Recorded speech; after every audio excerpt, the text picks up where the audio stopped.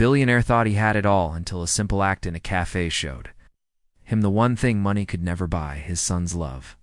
The billionaire had everything that most people could only dream of. He owned tall glass buildings in the middle of the city, had a fleet of luxury cars waiting in his garage, and a house so large that a person could get lost in it. Every newspaper that carried stories about him called him a man of power, success, and influence.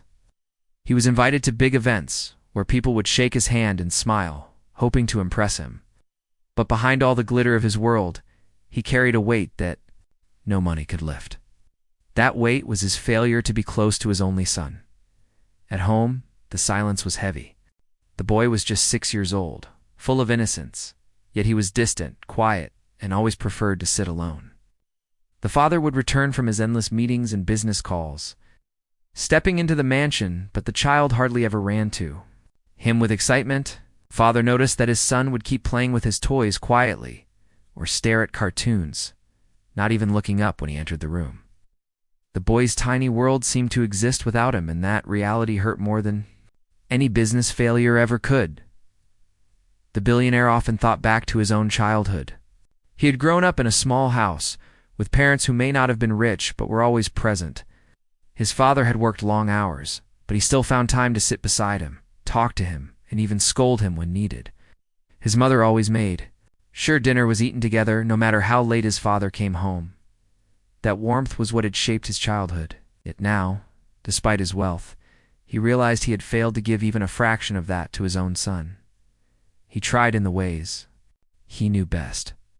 He would return home carrying gifts, expensive toys that children usually dream of. There were remote-controlled cars, building sets, and even digital gadgets meant for kids.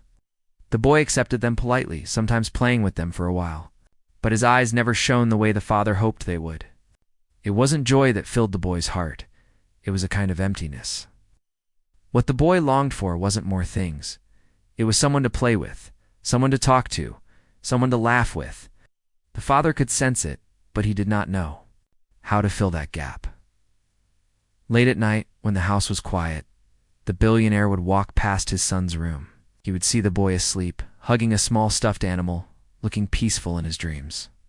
And in those moments, guilt crept into his heart. He wondered what kind of father he had become, one who gave his son everything except his own time. He could negotiate billion-dollar deals, convince the toughest businessmen, and lead thousands of employees, but he could not find the simple way to enter the heart of his little boy. The people around him didn't understand. His assistants, his managers, even his friends, all praised him for his success. They told him how lucky his son was to be born into such wealth. They said, "Your child will never need to worry about anything in life." But they didn't see the truth. The child was already worrying, not about money, but about love. And the father could see the walls his son was quietly building between them. Sometimes he would try to sit beside his son, asking questions like, "How was school today?" Or, "Do you want to go somewhere this weekend?" But the boy would answer in short words, often nodding or shrugging. There was no sparkle of conversation, no eagerness to share his day. The billionaire knew the problem was not with the child. The problem was with him. His son had grown used to living without his father's presence. There were times when the father's heart broke in small, silent ways. One evening, while walking past the garden, he saw his son trying to fly a kite. Alone, the boy struggled, the string tangling in his small hands. A caretaker came and helped, but the boy didn't smile. The father stood there, hidden behind the glass door, wanting desperately to step out, to hold the string with his son, to laugh and run with him. But something inside stopped him. He didn't know how to start. He didn't know how to reach into his son's little world. The distance felt like a wall, and he stood on the other side, helpless. Even the boy's teachers mentioned it once. They told him during a parent-teacher meeting that his son was intelligent but shy, that he rarely spoke up, and often looked lonely even when surrounded by other children. The billionaire felt a sting of pain. He realized that while he was winning in boardrooms, he was losing in the only place that truly mattered, his own home. On some nights, he sat in his office with his phone in his hand, scrolling through photographs. There were pictures of him with powerful men, smiling for cameras, shaking hands, signing contracts. but there were almost no pictures of him with his son. The few that existed looked stiff, staged, and forced, like strangers pretending to be a family. That truth haunted him. He knew he was failing, but he didn't know how to fix it. What made it worse was the boy's growing silence. Other children his age would chatter, laugh, and ask endless questions. But his son often sat quietly, lost in his thoughts, holding his toy cars or books close to him, as if they were his only friends. Sometimes the boy would look at him with eyes that seemed too old for his age, eyes that seemed to ask, "Do you even know me?" Those eyes cut deeper than any insult or criticism ever could. The billionaire began to question himself more. Was it too late? Had he already lost his chance to be a good father? Could a bond still be built? Or had he ruined it by being absent during the most important years? These questions followed him everywhere, into meetings, into flights even, into his quiet dinners alone. He knew that if he didn't change, one day his son would grow up seeing him only as a provider, not as a parent. But change didn't come easily. His life was fast-paced, and business always demanded his time. He promised himself many times that he would spend a whole day with his son, but somehow the phone kept ringing, the emails kept arriving, and his calendar kept filling up. And so another day would pass, another week, another month. The gap between them only widened. Yet deep inside, the father still carried hope. He believed that somewhere, somehow, he could still reach his son. He wanted to find a way to bring back the laughter he had never really heard from him. He wanted to be the father who sat on the floor to play, who listened to endless stories about cartoons and toys, who tucked his child in at night with a smile instead of guilt. This longing began to grow stronger than anything else. The billionaire realized that all his achievements would mean nothing if his son grew up without knowing his love. That thought kept him awake at night. It reminded him that no empire, no fortune, no power could replace the simple bond between a father and his child. He was a man admired by the world. But when it came to the little boy who should have admired him the most, he was a stranger. That truth hurt him more than any loss of money ever could. His journey to rebuild what was broken had to begin, but he didn't yet know when or how. All he knew was that something had to change before it was too late. The morning was bright when the billionaire decided to take his son out. It was not a planned outing, not one of those trips where everything was arranged in advance. It was simply a thought that came to his mind when he saw his boy sitting quietly in his room, staring at the window. He wanted to spend some time with him, away from the noise of business meetings and away from the lifeless walls of the mansion. He told his son softly, "Let's go out today." The boy looked at him, a little unsure, but nodded slowly. That small nod gave the father a faint hope that maybe the day could be different. They drove together in one of his cars, though this time the billionaire told his driver not to follow a schedule, not to take them to fancy restaurants or private clubs. He just wanted somewhere simple, somewhere where his son could feel normal. As they moved through the city, his eyes fell on a small cafe on the corner of a quiet street. It wasn't big or glamorous. It was just a warm little place with a glass door and flowers hanging in baskets by the window. Something about it felt peaceful. He parked outside and gently took his son's hand. Guiding him inside, the cafe was filled with the smell of fresh bread and coffee. The sound of soft music played in the background, and a few families were sitting around small wooden tables. The billionaire looked around and realized that no one there cared about who he was. Nobody whispered his name or pointed at him. For the first time in a long while, he felt invisible, and oddly, that made him feel lighter. His son's eyes wandered too, taking in the shelves stacked with cookies and jars of candy behind the counter. They chose a corner table, one that gave them some privacy. The boy sat quietly, holding a small toy car he had brought with him. Father tried to start a conversation, asking if he wanted hot chocolate or something sweet. But the boy only gave short answers. The silence between them returned quickly, and the father felt the familiar ache of distance. Then she appeared. Young Waitress walked over to their table with a notepad in her hand. She had a bright smile, the kind that seemed natural, not forced. She looked at the boy first, not at the billionaire, which surprised him. Most people's eyes always went straight to him. But she bent a little, lowering herself to the child's level, and said warmly, "Hi there. What's your name?" Boy glanced at her shyly, almost whispering his name.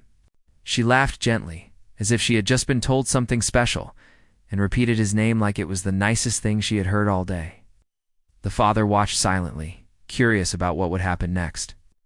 The waitress then asked him, "Do you like chocolate milkshakes? Or maybe pancakes with lots of syrup?"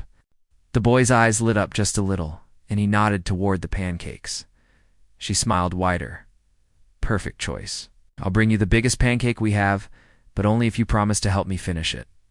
For the first time in days, a faint smile appeared on the boy's face. When she left, the father sat back in his chair, feeling something shift. He had never seen his son react that way to a stranger.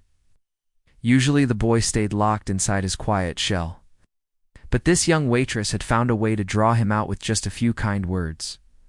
A few minutes later, she returned with the food.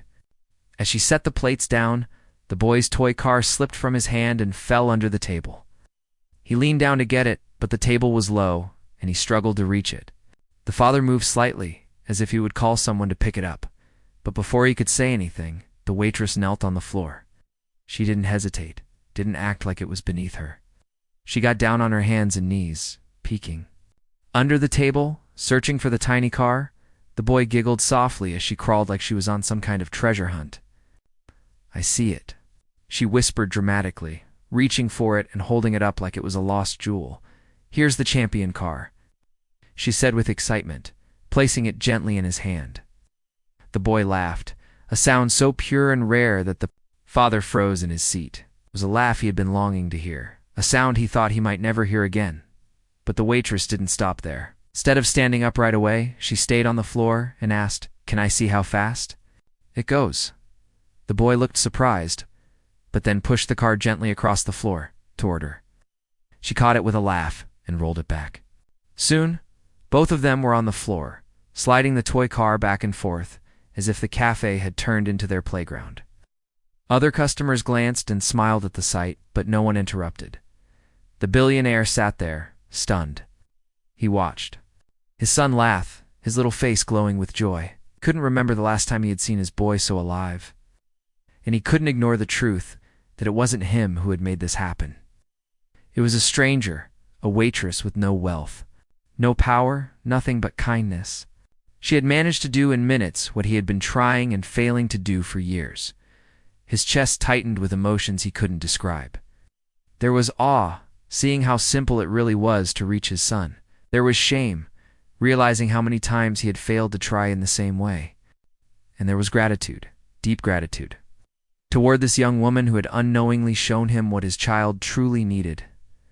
When the game ended and she finally stood up, brushing her knees, the boy looked happier than he had in a long time. "Ain't," began to talk in small sentences, but with more excitement than usual.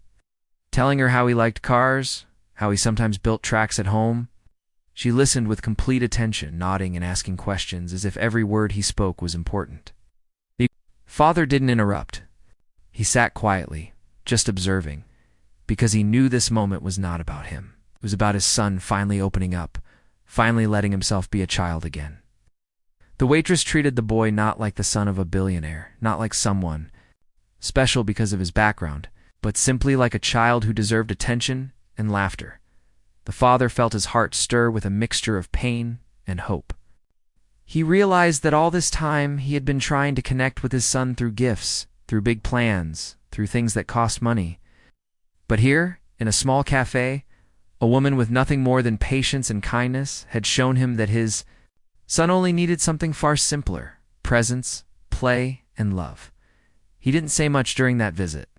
He ordered coffee, he watched his son eat pancakes, and he kept stealing glances at the waitress as she moved around, serving other tables but always stopping to wave or smile at his boy. Something deep inside him told him that this moment would stay with him forever. It wasn't just a simple day at a cafe. It was the day he saw his son's world come alive again, the day he began to understand what he had been missing all along. When they finally left the cafe, the boy held his toy car tightly and smiled softly, still remembering the laughter he had shared. The billionaire walked beside him, carrying more than just the weight of his responsibilities. He carried the memory of what he had witnessed, the simple truth that love was found not in wealth, But in the willingness to kneel down, crawl on the floor, and play alongside a child, the billionaire could not stop thinking about what he had seen in the cafe. The picture of his son laughing, his eyes shining as he played with the waitress on the floor, stayed in his mind like a painting that would never fade. That sound of laughter echoed in his heart long after they had left. It was not just ordinary laughter. It was full of innocence, full of life, the kind of joy he had been longing to see in his boy for years. He realized, painfully, that it had not come from him.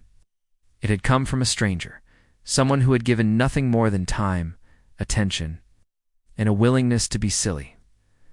On the drive back home, his son sat in the back seat, humming softly to himself, still smiling at his toy car. The father kept glancing at him through the mirror, wondering how something so simple could have such a powerful effect. The boy seemed lighter, freer, almost as if the weight he had been carrying on his small shoulders had lifted for a while. The billionaire thought to himself, why couldn't I do that? Why did it take a stranger to bring this happiness out of him? When they reached the mansion, the boy ran inside, heading straight to his room, probably to play again. The father walked slowly behind, his mind heavy. He entered his study, but instead of checking emails or answering calls, he sat in silence, staring at the shelves lined with books and awards. None of them mattered at that moment. What mattered was the truth that had hit him harder than anything. In his life, he had been giving his son the wrong things. He thought back to all the times he had come home with gifts, wrapped boxes, expensive toys, and gadgets. He remembered the polite smile on his son's face, the quiet thank you, and then the silence that followed. The child had accepted the gifts, but his heart had remained untouched. And yet today, a waitress who had crawled on the floor laughed freely, and given her full attention had broken through those walls in minutes. The billionaire realized something deep and painful. His son did not need wealth. He needed him. The memory of the waitress crawling on the floor struck him again and again. At first, he had felt embarrassed when he saw her do it, because no one in his world would ever lower themselves that way. But as he watched his son's face glow with happiness, the embarrassment turned into admiration. She hadn't cared about looking foolish. She hadn't cared about what others thought. She only cared about making a little boy smile. And that was the lesson he had failed to learn. That night, while his son slept peacefully, the father stood by the doorway of his room, watching. The boy's small chest rose and fell with steady breaths, his toy car still held in his hand even in his dreams. The billionaire's eyes filled with tears he had not allowed himself to shed in years. He whispered quietly, almost as if confessing, "To the night, I don't know how to be the father you need, but I want to learn." The days that followed were filled with reflection. In meetings, he found himself distracted, thinking about the cafe. While business partners spoke about contracts and investments, he kept hearing his son's laughter. He realized how hollow his victories felt compared to that single sound. He wondered why he had spent so many years chasing more money when the one treasure he truly wanted was right in front of him, waiting for his love. One evening, as he returned home, he noticed his son playing quietly in the garden with a ball. Normally, he would have gone straight inside, claiming he was tired, but something inside him pushed him to stop. He walked toward the boy, who looked up at him curiously. The father hesitated, unsure of what to say. His pride, his awkwardness, all the walls he had built around himself felt heavy. But then he remembered the waitress, crawling without hesitation, laughing without fear of judgment. And for the first time, he forced himself to bend down and pick up the ball. He tossed it gently toward his son. The boy caught it, surprised. For a moment they stood still, unsure of what to do next. Then the father smiled nervously and said, "Throw it back to me." The boy did, and slowly a game began between them. They kicked, they threw, they chased after the ball. The father felt clumsy at first, out of practice, but soon he was laughing too, breathless and sweating in a way he hadn't been in years. And his son's face lit up again, the same way it had in the cafe. That night, when the boy finally fell asleep, tired from playing, the father sat alone, reflecting again. He realized that he had been too afraid of looking foolish, too afraid of breaking his image as a powerful man, even in front of his own child. He had thought that providing luxury was enough. But what the waitress had shown him was that love required humility. It required getting down on the floor, entering the world of the child, and seeing life through his eyes. The realization was both painful and freeing. Painful because it showed him how much time he had already lost, how many moments of his son's childhood had slipped away without his presence. Freeing because it meant he still had a chance. He could still change. He could still choose to be different. The billionaire began to notice little details about his son that he had never paid attention to before. He noticed how the boy hummed softly when he was happy. He noticed how his eyes sparkled when he talked about cars and superheroes. He noticed how he bit his lip when he was shy. These were things he had missed for years because he had been too busy, too distracted, too focused on building his empire. But now each detail felt precious, like small keys to a locked door he was finally learning to open. He also began to question himself deeply. Why had it taken so long for me to see this? Why did I let myself believe that money was enough? These questions haunted him, but they also fueled his determination. He decided that he would not let shame paralyze him. Instead, he would use it as a reminder to do better, to try harder, to never stop showing his son the love he deserved. The waitress had unknowingly given him more than just a memory. She had given him a mirror, showing him his own mistakes, but also showing him the way forward. She had shown him that being a father was not about authority or power, but about presence and love. And that realization was more valuable than any lesson he had ever learned in the world of business. From that day onward, every time the father felt the urge to retreat into his old habits, to hide behind his work or his pride, he reminded himself of the cafe. He reminded himself of the moment when his son's laughter filled the air because someone had cared enough to crawl on the floor with him. That image became his guide, his turning point, the compass that would lead him toward becoming the father he had always wanted to be, but never knew how. For the first time in years, the billionaire no longer felt like a stranger in his own home. He felt the beginnings of a bond forming, fragile but real, something worth protecting with all his heart. He knew the journey ahead would not be easy, that rebuilding trust and closeness would take time. But he also knew, with absolute certainty, that he was ready, because now he understood the truth. What his son needed was not a billionaire, not a provider of luxuries, but a father who was willing to kneel down, play, laugh, and love without conditions. The change in the billionaire's life began slowly, almost quietly, like the first rays of sunlight slipping into a dark room. After that day in the cafe, he could no longer ignore the truth that had been revealed to him. He'd been living as if his son's happiness could be bought, but now he understood it could only be built, piece by piece, through time and presence. It wasn't an easy shift for a man like him, someone who had lived his whole life chasing numbers, power, and recognition. But the memory of his son's laughter with the waitress was stronger than his old habits, and it guided him every day. The very next weekend, he made a choice that shocked his assistants and managers. Instead of flying to another city for a meeting, he canceled it and decided to stay home.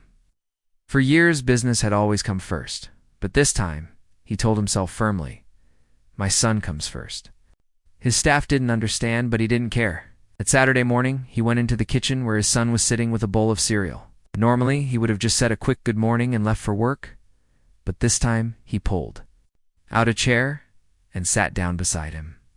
The boy looked surprised, his spoon pausing midair. "Do you want to try cooking with me today?" the father asked awkwardly. He looked at him, unsure if he was serious. The billionaire had never stepped into the kitchen for anything other than grabbing a glass of water.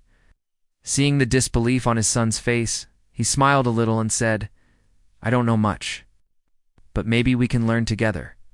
At first, the boy hesitated, but when the father started fumbling with eggs and nearly dropped one, the child giggled. That sound was like music, and the father grinned. They ended up making a mess more than a meal flour on the counter. Eggshells on the floor, but they made pancakes, burnt on the edges but still edible. When they sat down to eat them, the boy looked at him and whispered, "These are better than the cafe's." The father knew it wasn't true, But hearing those words filled him with pride he had never felt even after his biggest business victories.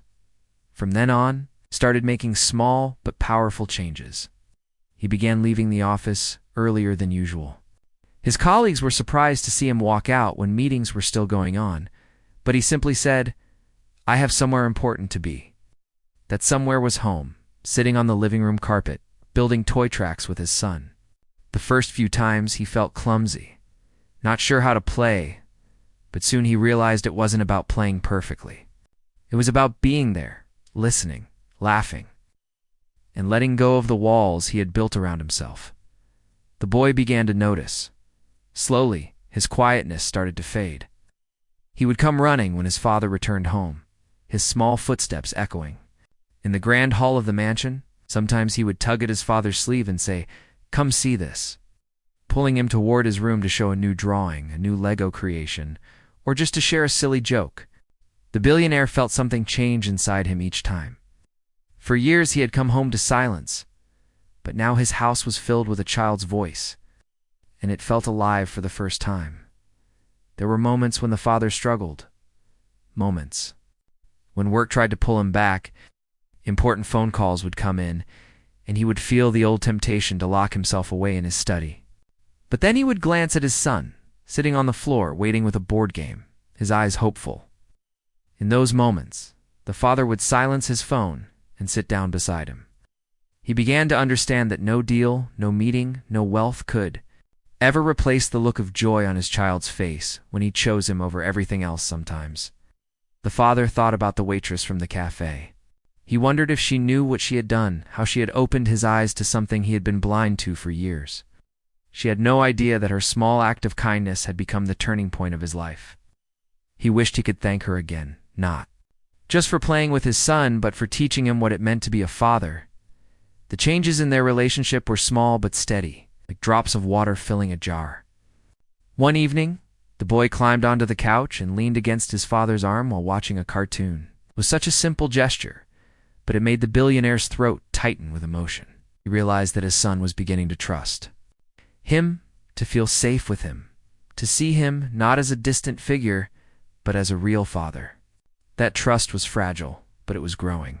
He promised himself he would protect it at any cost. He also began to see the world differently. Cars, the mansions, the expensive suits, all the things that had once defined his identity now seemed less important. What mattered were the small moments, helping his son with homework, laughing at his silly jokes, reading bedtime stories, even when he stumbled over the voices. These things, once so unfamiliar, became the most precious parts of his day. His friends and colleagues noticed the change in him. At dinners and events, they would comment, "You seem different these days, more relaxed." He would simply smile, not bothering to explain. How could he tell them that the reason was not a new deal or a new success, but a little boy who now held his hand more tightly than ever before? One of the most unforgettable days came when his son asked him to sit on the floor and draw with crayons. The father had never done it before, and at first he felt ridiculous holding a crayon in his hand as they drew silly houses and cars. The boy laughed and leaned against him, saying, "You're not bad at this." The father laughed too, realizing that these small things were the true treasures of life. He began to collect these memories in his heart, storing them like treasures that could never be bought or sold. He realized that he was no longer just a provider. He was becoming a parent. The bond he thought was lost forever was slowly being rebuilt, stronger than before, because now it was built on love, time, and presence, not gifts or distance at night. When he tucked his son into bed, the boy sometimes asked him to stay a little longer, and he did. He would sit beside him, stroking his hair until he fell asleep. Often he whispered softly, "I love you, son." Sometimes the boy murmured back in his half-sleep, "Love you too, Dad." Those words melted every wall that had ever stood between them. The billionaire finally understood what true wealth was. It was not the money in his accounts, not the power in his hands, not the recognition from the world. True wealth was the bond he was building, the laughter he was sharing, the love he was finally giving and receiving. And he knew that this new life had only begun because he had once sat in a small cafe and watched a waitress crawl on the floor with his son. That moment had changed everything. and it would guide him for the rest of his life. The billionaire never forgot the cafe. He never forgot the waitress who had shown him something priceless without even realizing it. He often thought about her simple act of kindness and how it had turned his entire life upside down in the best possible way. But more than anything, he held tightly to the lesson he had learned. Love could not be bought. It had to be given. From that day forward, he made sure that his son would never again feel like a stranger living in his house. The days that followed became different from any he had known before. His mornings used to start with endless phone calls and meetings, but now they began with sitting at the breakfast table with his son. Sometimes they ate pancakes, sometimes just cereal, but what mattered was that they ate together. His son, who once sat in silence, now chatted about his school, his friends, and his little adventures. The father listened carefully, nodding and smiling, feeling joy in hearing about things that once seemed too small for his busy life. Work no longer ruled him the way it used to. He still ran his empire, but he no longer let it consume every moment. If there was a meeting scheduled late in the evening, he sometimes canceled it just so he could be home in time to play with his son or read him a bedtime story. His colleagues were shocked at the changes, but he didn't mind. He had finally discovered what was truly important, and nothing could take that away from him. The bond between father and son grew stronger with every passing day. They started doing small activities together, playing football in the garden, drawing silly pictures, building tall Lego towers, only to knock them down with laughter. The boy who once hid behind his silence now looked forward to his father's company. He would wait near the door in the evenings, his eyes lighting up.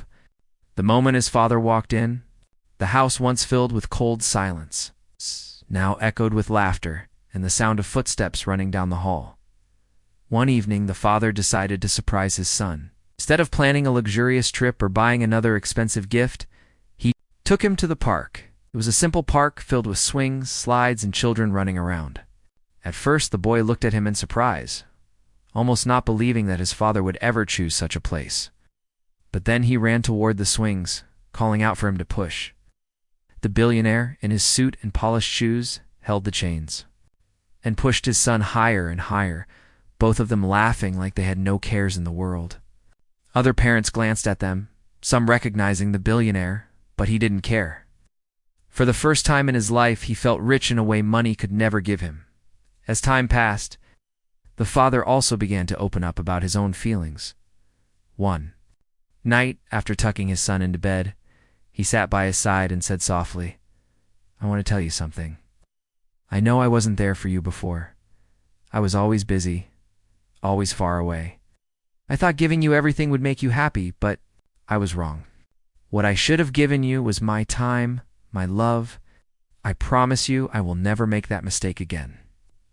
The boy looked at him with sleepy eyes and wrapped his small arms around his father's neck. "You're here now, Dad," he whispered. Those simple words broke through the father's guilt and healed him in ways nothing else could. The billionaire's own life began to feel lighter. The stress that once controlled him seemed less powerful. He still worked hard, but he no longer carried the emptiness he once felt. His heart felt full because he knew he was finally giving his son what mattered most. He had learned how to be present, how to sit on the floor and play, how to laugh freely without caring how it looked. He had learned to be humble, to kneel down and see the world through his son's eyes. Even his staff noticed the difference. They saw him smile more, laugh more, and treat people with more warmth. He became softer, more approachable, more human. The love he was learning to give his son began to spread into other parts of his life. He was no longer just a powerful businessman. He was becoming a better man altogether. The most beautiful change, however, was in his son. The boy was no longer the quiet, withdrawn child who sat alone. He became more open, more confident, more joyful. His teachers noticed the difference at school, too. He began making friends, raising his hand in class, and showing his bright mind more freely. The father knew that this transformation was not because of wealth or privilege, but because the boy finally felt loved and seen. Sometimes, when the father sat alone at night, he would think about how close he had come to losing all of this. had almost let his son's childhood pass without being a part of it. The thought made him shiver, but it also made him more determined never to go back to that life again. He thanked fate, and silently he thanked the waitress from the cafe. Without her, he might have never realized what he was missing. He never did meet her again, but in his heart, she remained like a quiet angel who had appeared just at the right time. He imagined telling her, "Someday you saved me. You showed me how to love my own child." But even if he never had the chance, he knew the lesson would stay with him forever. The father and son continued to grow closer. Yes, sharing memories that would last a lifetime. Birthdays were no longer filled with grand cold parties, but with warm celebrations, where the father personally baked cakes with his son, both of them laughing as they smeared frosting on each other's faces. Holidays were no longer about expensive trips, but about simple moments, building snowmen in the garden, lighting small lanterns, telling stories by the fireplace. In the end, the billionaire discovered that true wealth had nothing to do with money. It was in the little hand that reached for his, in the innocent laughter that filled the halls, in the sleepy voice that whispered goodnight, Dad, at the end of the day. His fortune, his empire, his power, none of it compared to the treasure of being loved by his child. He had started as a man admired by the world, but lonely in his own home. Now he was a father whose greatest achievement was not his business empire, but the bond he had built with his son. And all of it began on that ordinary afternoon in a small cafe, when he had watched a waitress crawl on the floor with his boy and remind him of what really mattered in life.